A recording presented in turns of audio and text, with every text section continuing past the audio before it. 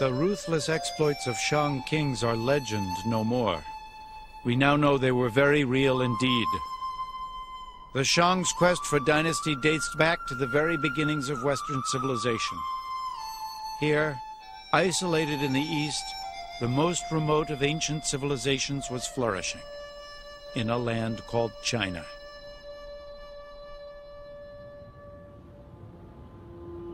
Most Westerners see Chinese culture beginning in the capital city of Beijing.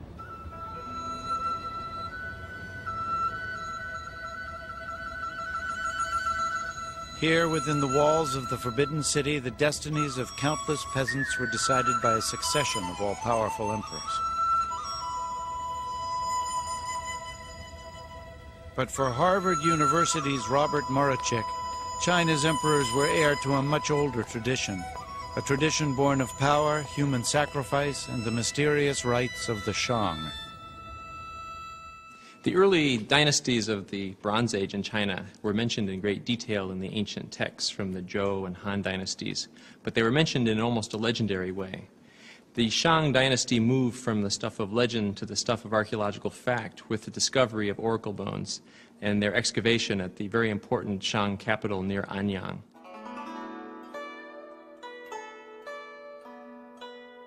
The city of Anyang lies 300 miles southwest of Beijing.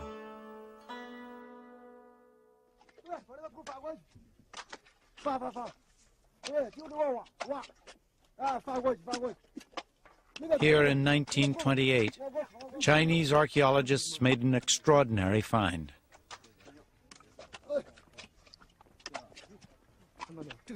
Deep in the countryside, workers uncovered a cache of tortoise shells.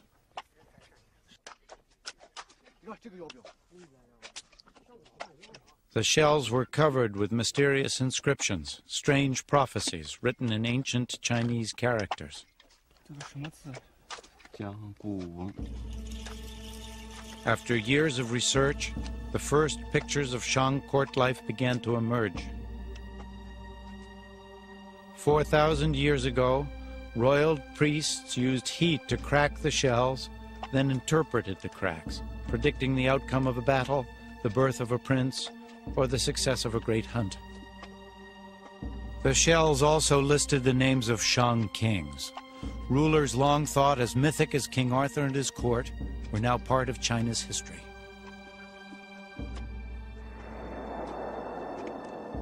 The discovery inspired the Chinese to widen their search.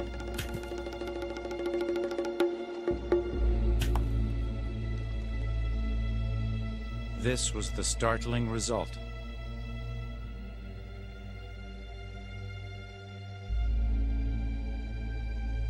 Archaeologists at Anyang discovered a series of royal Shang mausoleums.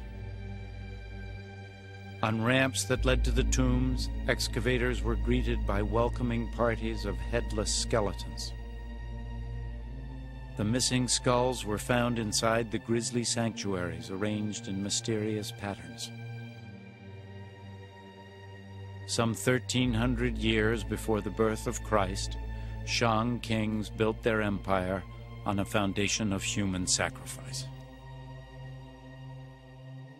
Critical to Shang religion was the belief that sacrificial offerings had to be made to the deities or the ancestral spirits. This was the source of their wisdom.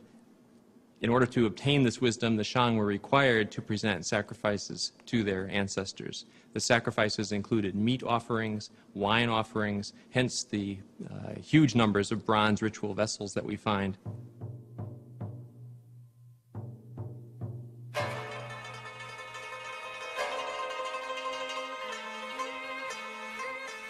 The Shang valued bronze more highly than gold. In these vessels, the kings would offer tribute to their gods, and royal control over the resources that each bronze required was absolute. They were a symbol of the divine right of Chinese kings that would, in later years, be called the mandate of heaven.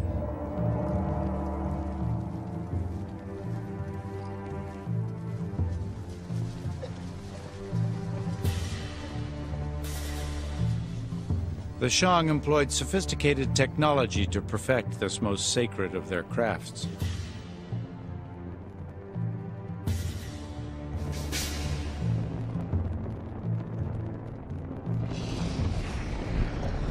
While Mediterranean artisans were only beginning to experiment with metals, the Chinese had already elevated bronze casting to an art.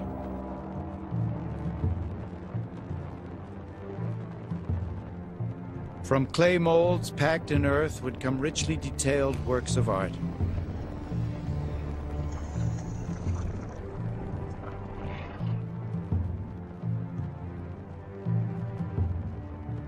Shang bronzes were covered with symbols of haunting terror, but these powerful rulers were also capable of intimacy.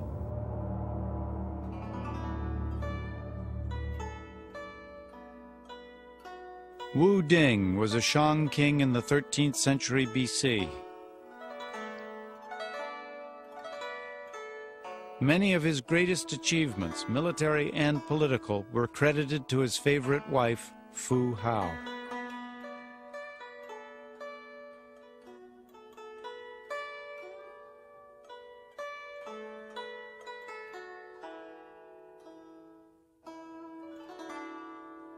In peace, she provided over rituals dedicated to the spirits and royal ancestors.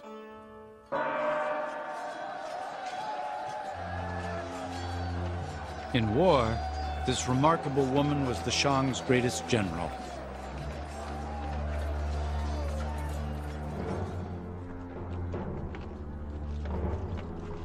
She led an army of 13,000 warriors into battle against 2 enemy clans, defeating both in great victories for the Shang.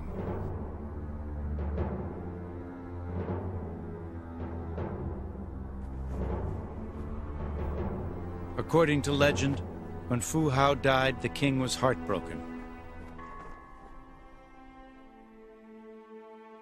He wept openly at her funeral and mourned her passing until his death. Over time, the kingdom they'd helped to create would perish as well. The Shang aristocracy was addicted to hunting and warfare. By 1000 BC, they'd found a more insidious addiction: alcohol.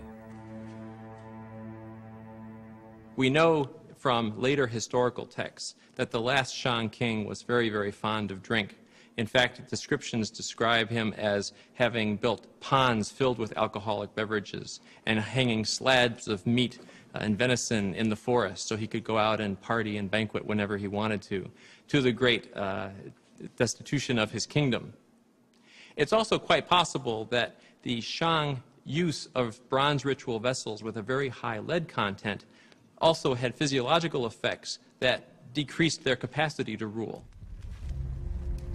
The inscriptions etched on the heat-cracked shells at Anyang had opened a new window onto Shang royal life.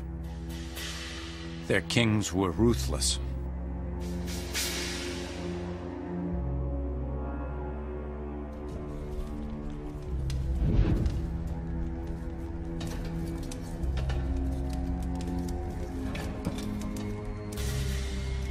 One, Dicine, was said to have invented hideous tortures.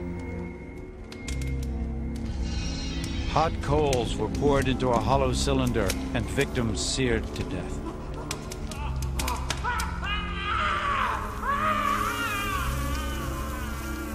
Whether such reports are fact or fiction may never be known.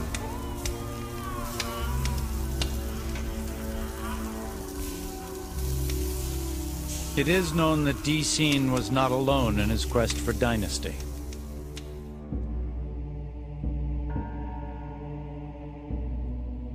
At a site called Sangxingdui, a competing culture was discovered, a people who vied with the Shang for the mandate of heaven.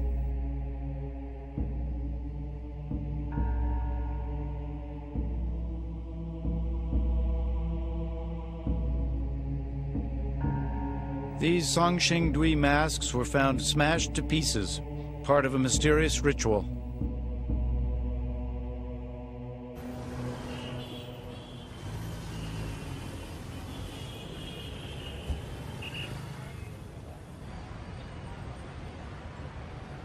They were reassembled here in the city of Chengdu at the Institute of Archaeology.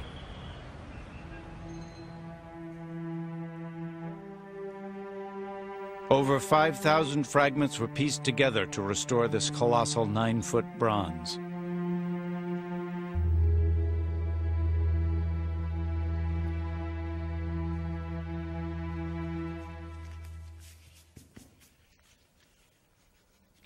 Conservationist Zhang Guangli was astonished that such lavishly decorated sculptures would be intentionally destroyed by their creators. When I drew the statue, I had many thoughts. I was curious there had been such a great statue so many years ago. Also, I felt that it was very mysterious due to its masks and outfits. The more I drew it, the more I felt like I was reading a wordless history book.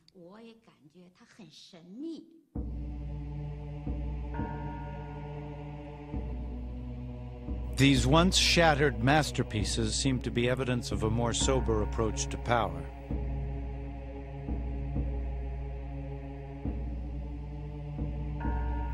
While the Shang severed human heads as a show of force and authority, the rulers of San Shengdui conserved their population by decapitating statues instead.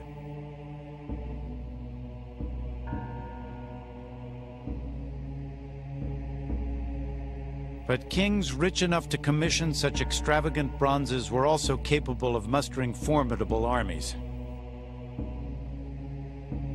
Cultures like the San Shengdui may have weakened the Shang and thus set the stage for a new dynasty, a people called the Zhou.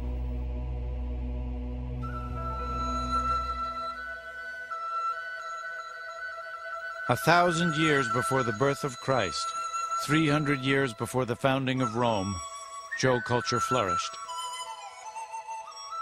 They established their empire from a capital near the present-day city of Xi'an.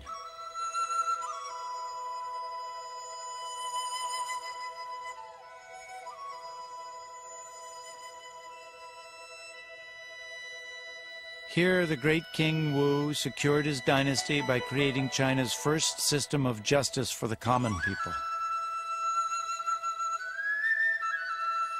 This Zhou bronze details an ancient lawsuit and the punishment that followed. The inscription is interpreted by Dr. Han Wei at the Shaanxi History Museum. There was a man who was accused of slandering his master. The judge ordered that his crime would be written on his face with special ink, but the sentence was reduced to 500 pieces of bronze and 500 lashes of a leather belt.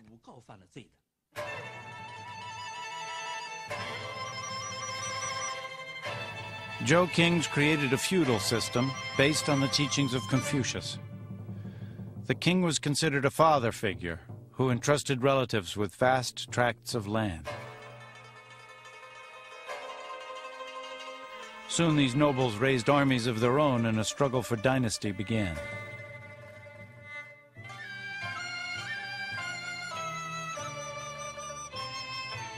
Fierce fighting would erupt. Smaller states were swallowed up by larger regional powers. The final centuries of conflict, from 481 to 221 BC, are called the Warring States period, a time when the 7 most powerful states battled for supremacy.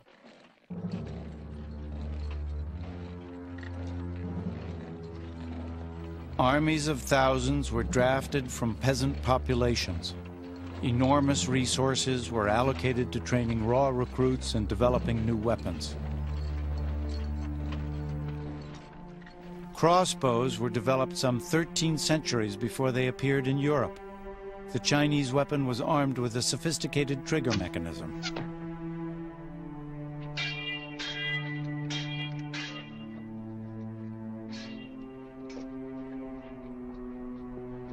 The Zhou relied on their swords for close combat.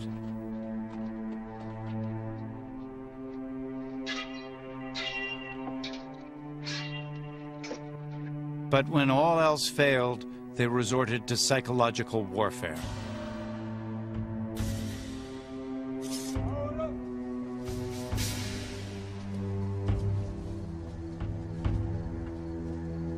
In 496 BC, a Zhou general, unable to break a long-standing stalemate, sent brigades of criminals to the front.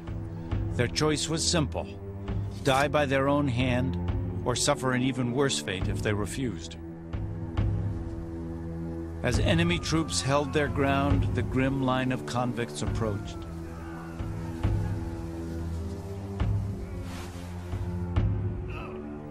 As the soldiers watched in astonishment, the convicts committed suicide.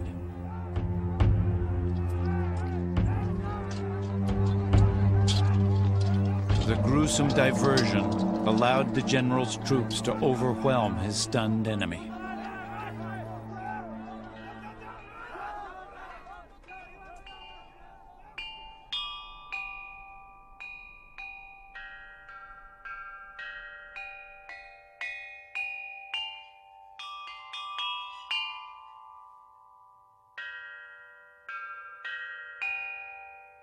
The Warring States period was a time of both ruthless destruction and inspired creativity.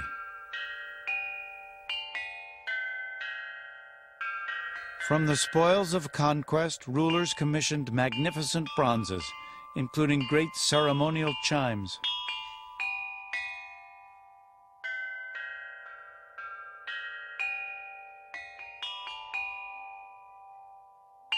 Jade pieces were in constant demand and symbolized the power and majesty of the noble ranks.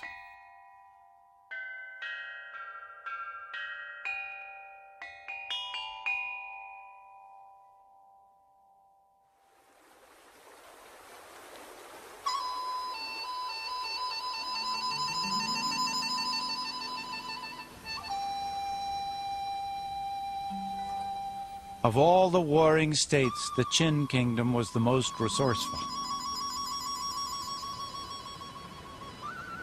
They developed agriculture on a massive scale to go along with a powerful military force.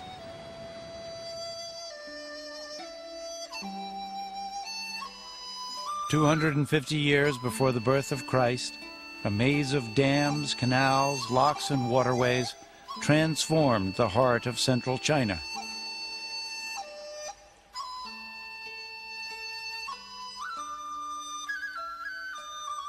The Min River was diverted into the Shangdu Basin, converting an area the size of Connecticut into lush farmland.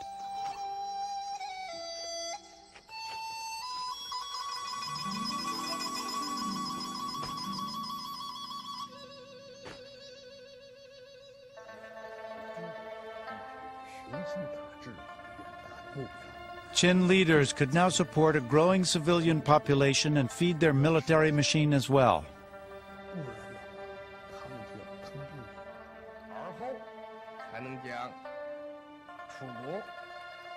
In the last years of the 3rd century BC, Qin ministers convinced a young prince that China's competing states were now his for the taking.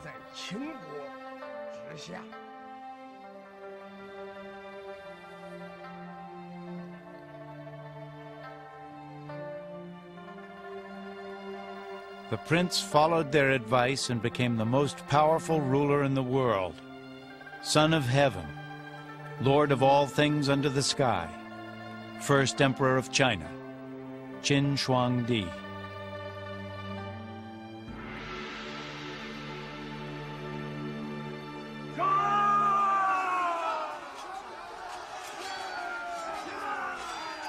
A 500,000 strong, the Qin army destroyed all rivals in a series of savage campaigns.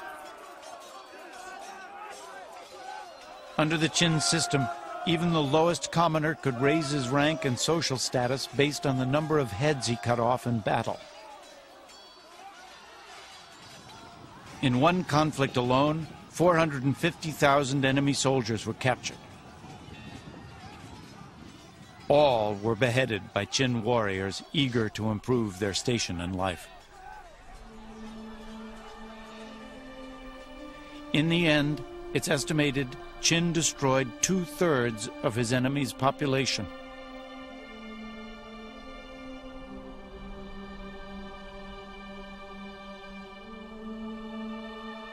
The first emperor succeeded where none before him ever had.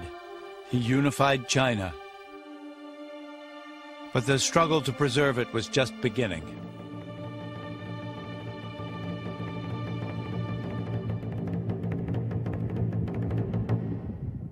Far to the north of present-day Mongolia, nomadic warriors raided Qin settlements along the frontier. The first emperor responded with an army of 200,000 convicts and 100,000 troops. Their mission, to build a barrier unique in all the world, the Great Wall of China.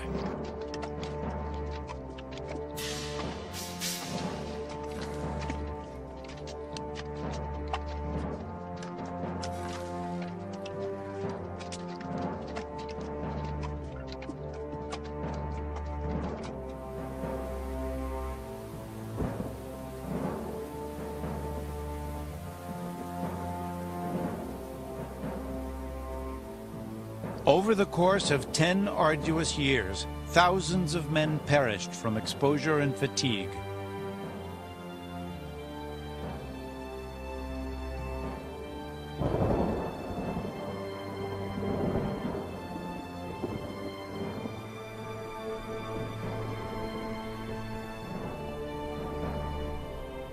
Their hobbled, broken bodies were added as fill. Their only tombstone, the wall that consumed their lives.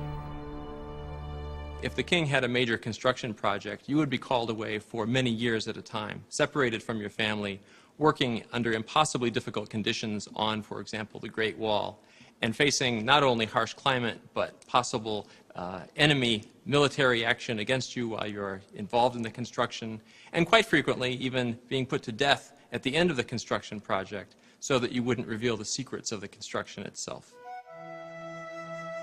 Ancient folklore records the journey of Mangjian Nui, searching for her husband, a worker on the Great Wall. Unable to find him, overcome with grief, Mang broke down and wept. So bitter were her tears, the wall opened up to surrender the body of her beloved.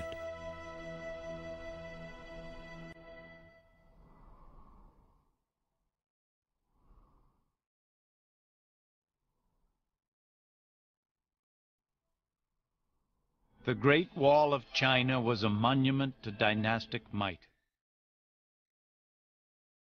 It stretched from the lowest deserts to heights of over 6,000 feet. Sections of new wall connected barriers built by earlier dynasties to create a wonder that spans 2,600 miles. It's even visible to astronauts in space. The Great Wall stood as a warning to outsiders that China was at last a unified kingdom.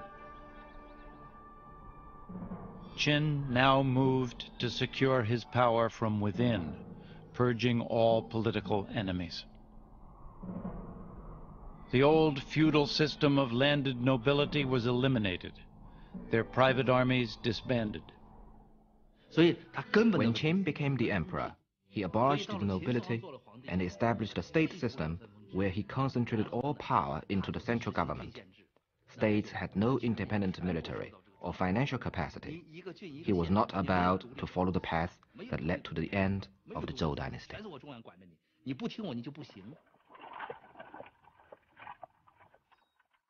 Qin consolidated China with 5,000 miles of roads and a sweeping program of standardization. Even the width of axle wheels was fixed. Travelers were required to carry passports.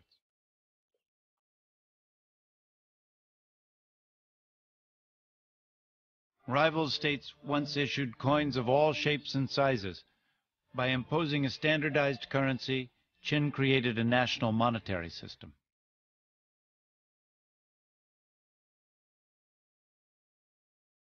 The written language was standardized as well, allowing the first emperor's edicts to flow quickly and easily to the farthest points of his realm. But language was also the medium of ideas and opinion. And in their writings, even royal scholars and historians began to criticize many of Qin's new ideas as a dangerous break with the past.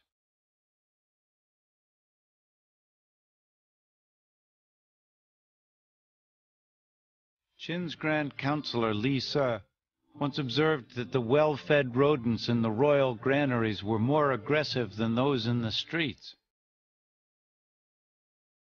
Later, he would wonder if too much knowledge might feed insurrection.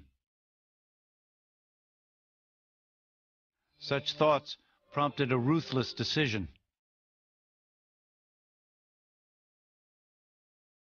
On Li Se's orders, 460 scholars were buried alive.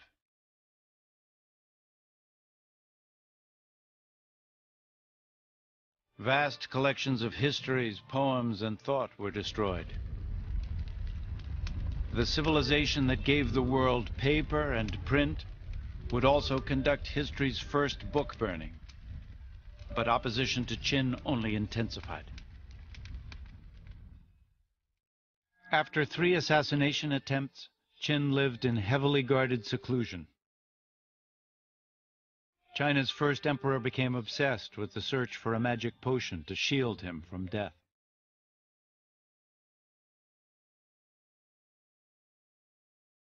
But one of the concoctions he hoped would make him immortal eventually succeeded where his enemies had failed.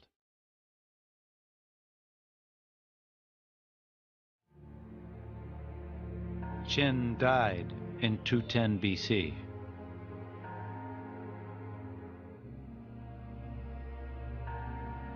China's first emperor was buried in the most opulent mausoleum the country had ever known. Long before his death, more than 700,000 convicts had begun its construction.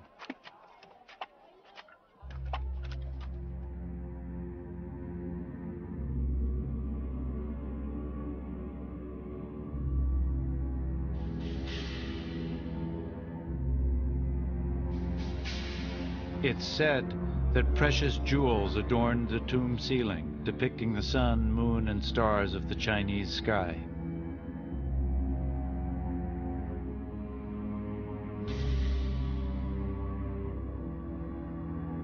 Crossbow booby traps protected the main hall, where models of China's great cities sat beside scale model rivers. Filled with mercury, they flowed into a miniature ocean. To conceal the site of Qin's tomb forever, all who knew its secrets were sealed within its walls.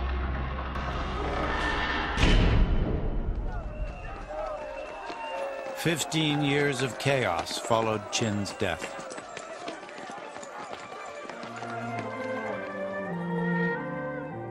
In 206 BC, a new dynasty called the Han rose to power. At its height in the 1st century BC, the Han dynasty was equaled in might only by the Roman Empire.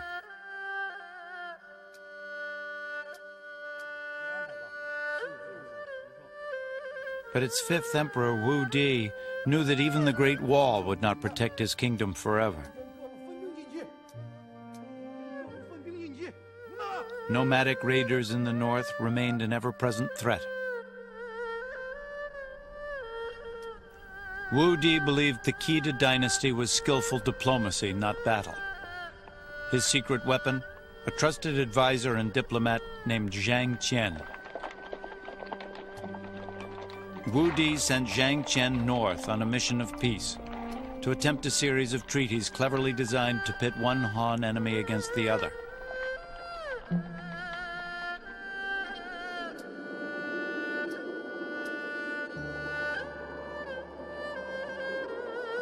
Midway in his mission, Zhang Qian was captured and given up for dead by the emperor.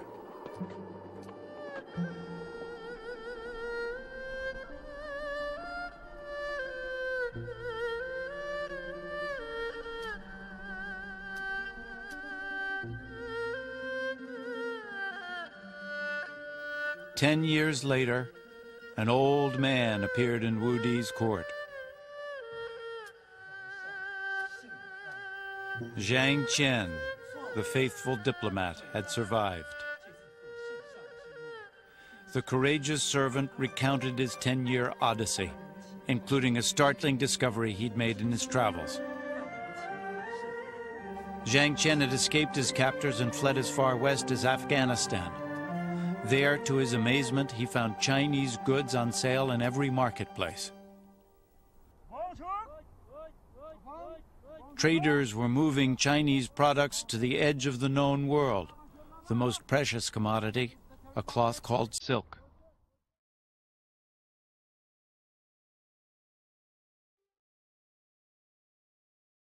Wu Di listened in disbelief as Zhang Chen described how Chinese merchandise was transported along a network of rough trails called the Silk Road.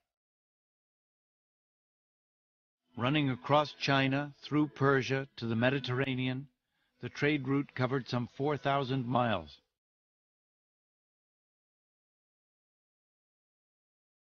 Bales of the finest Chinese silk were being traded on the streets of imperial Rome. In fact, Romans bought the material in such abundance that the Emperor Tiberius imposed a limit on imported silk garments. In China, silk was the fashion of choice for officials whose fortunes had blossomed during the Han Dynasty.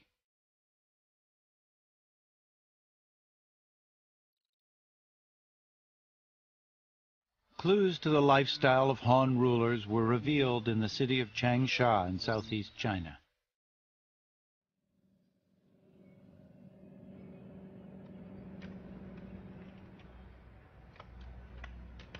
In 1971, workers digging a bomb shelter smelled gas.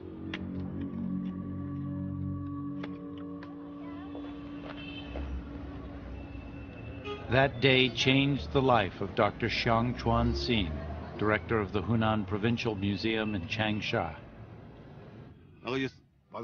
When some of the workers took a cigarette break, the tunnel began to belch bluish smoke.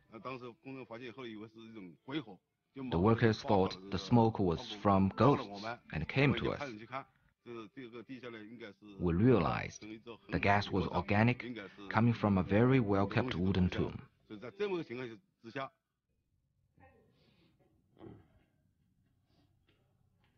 Xiang directed a painstaking excavation and uncovered 3 gigantic coffins made of solid wood slabs. This coffin was used by ancient nobles. Its formation is huge. The wood was not cut by saw, but cracked into pieces. These coffins had been buried underground for over 2,000 years. Only nobles could use them. There were also many objects found in the coffins.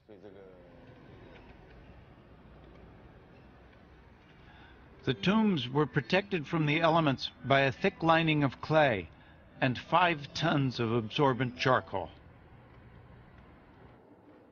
Inside were the remains of the Prime Minister of Changsha, his family, and a dazzling array of luxury goods.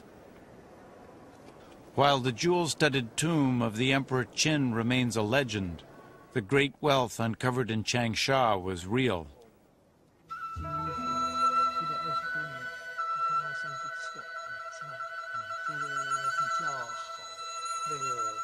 More than 100 pieces of elegant, mist-like silk were found in perfect condition.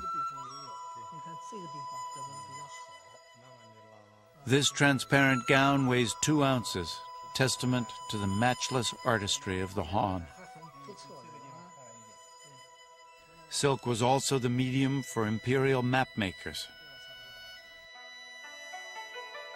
This chart accurately diagrams the flow of a local river and predates the first known Western map by 300 years.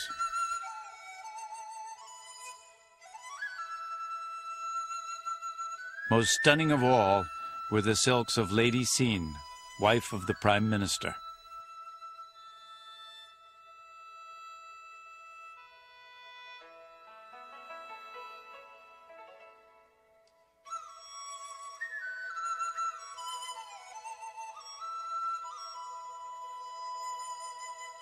Woven in silk is a haggard likeness of Lady Xin herself, the portrait of an old and sickly woman supported by a cane. Researchers now know that the imperial lifestyle of the Han nobility, while opulent, was far from healthy. Remains found in the tombs reveal a fatty diet rich in meats and seafoods.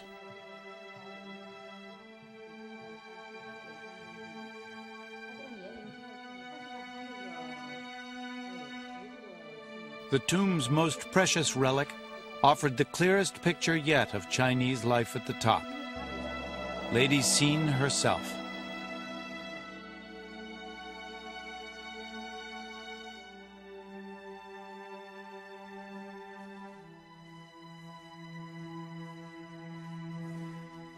Buried for 21 centuries, she showed few signs of decomposition.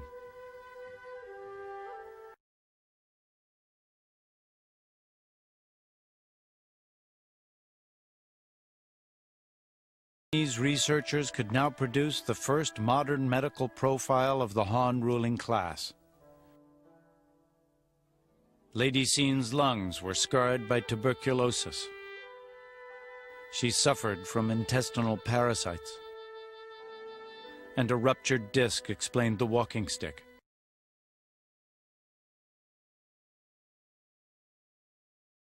Ultimately killed Lady Xin, and no doubt many from the Han upper class, was an affliction common to us today. The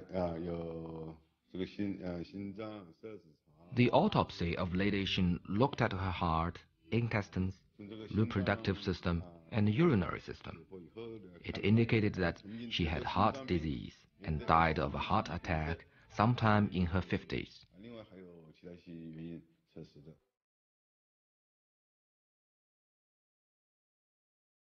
The treasures of Changsha reveal the wealth of the Han nobility, but the fortunes of a prime minister were pocket change compared to the vast riches of China's emperors.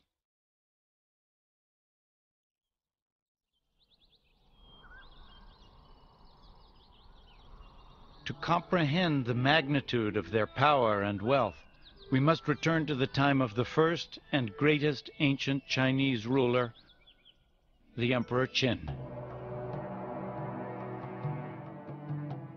To protect his tomb, Qin assembled the most remarkable bodyguard the world has ever seen.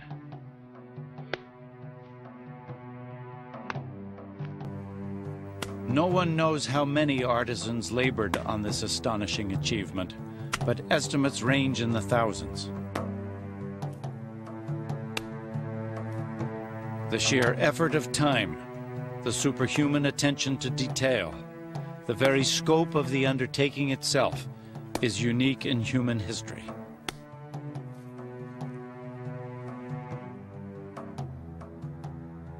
On secret orders, an assembly line of subjects and artisans labored for decades to create an escort for the emperor's ascent into heaven.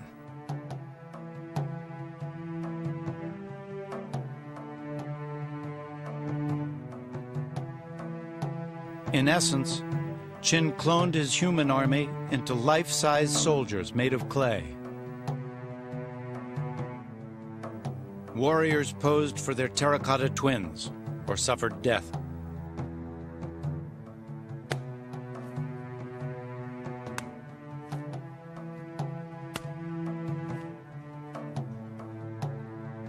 But this great army, created in their own image, was destined for defeat.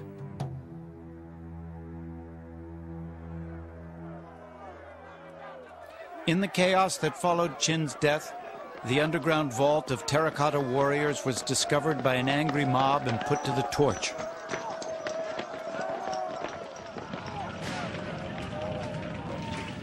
The roof timbers gave way, sealing the soldiers deep within the earth, seemingly forever.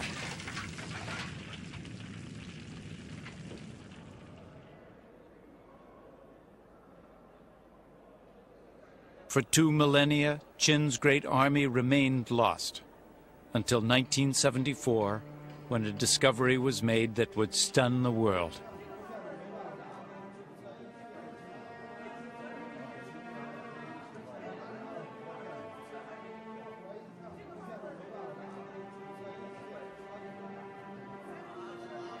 a group of laborers outside the city of Xi'an stumbled upon Qin's escort to the afterlife.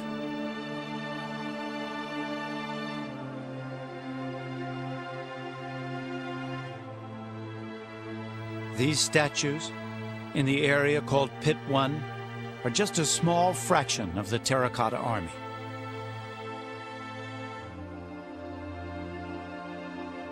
It's estimated thousands more warriors remain hidden in the earth.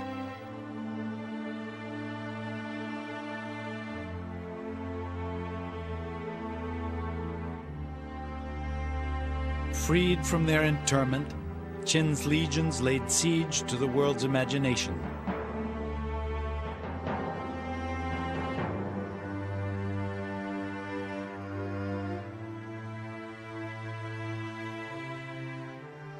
Dr. Yuang Changyi is director of the Museum of Terracotta Warriors. I came here as soon as the terracotta warriors were discovered by some peasants who were digging a well. The more we excavated, the more things came out. Over 6,000 terracotta horses and soldiers were discovered in pit number 1. Many of us got together and started drinking to celebrate our excitement.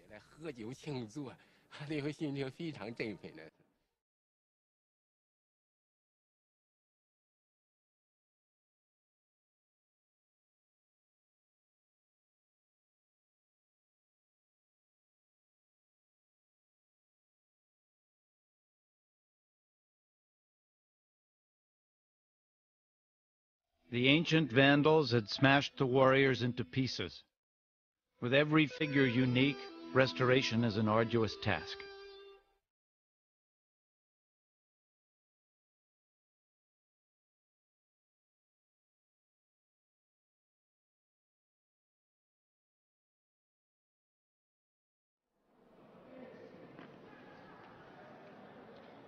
The sculptures are very realistic.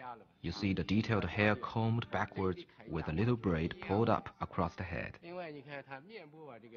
The ancient Chinese cared a lot about their hair.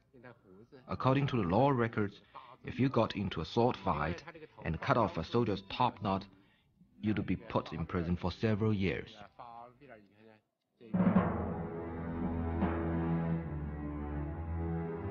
While the Roman Empire was content with an army of 100,000, the Qin amassed a military 6 times as large.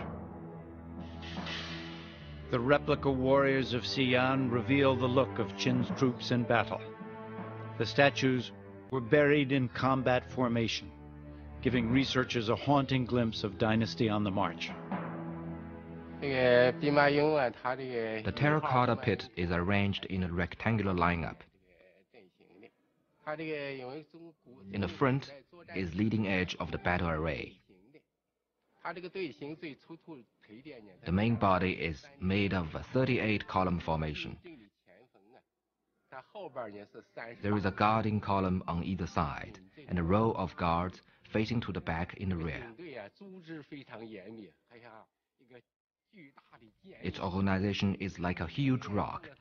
When the Qing attack, enemies are broken into pieces, just like little eggs.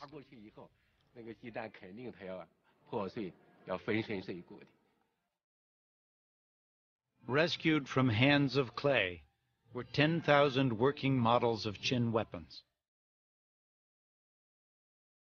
Laser technology confirmed Qin artisans used chrome plating to block corrosion on the surface of this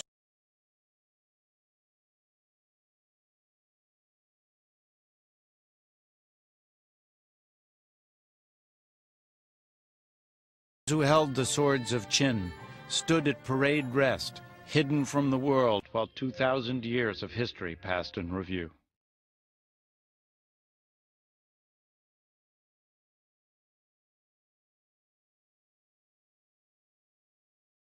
More than 200 emperors would follow Qin, ruling until the turn of the 20th century.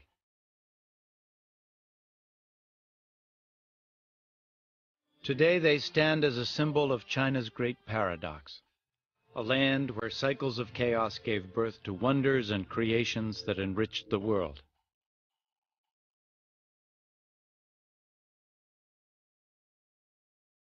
Under Qin's harsh rule, the Chinese refined the cultivation of rice and millet, crops that today sustain over half the world's population.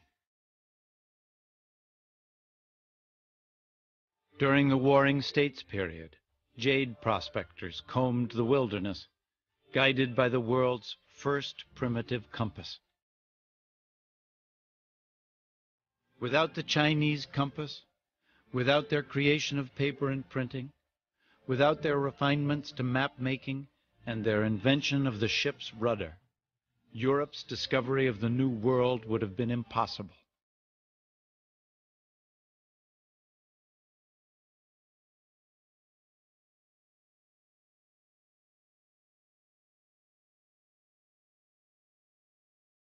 Ultimately, the reign of China's imperial rulers would end here, in the Forbidden City, around the turn of our century.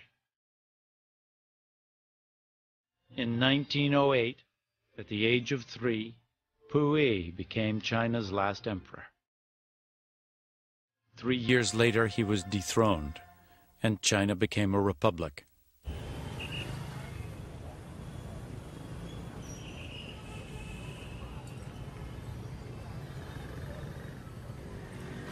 Some argue that China's tradition of powerful leaders has never truly ended,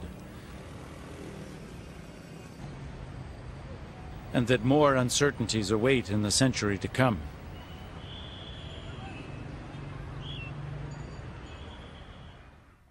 But in the rush to predict the future, the past must remain our guide. Ancient and modern China are inseparable.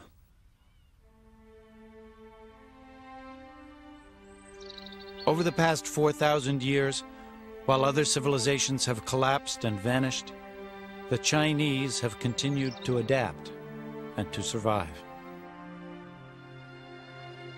Despite countless wars and a century of revolution, it is the continuities that endure.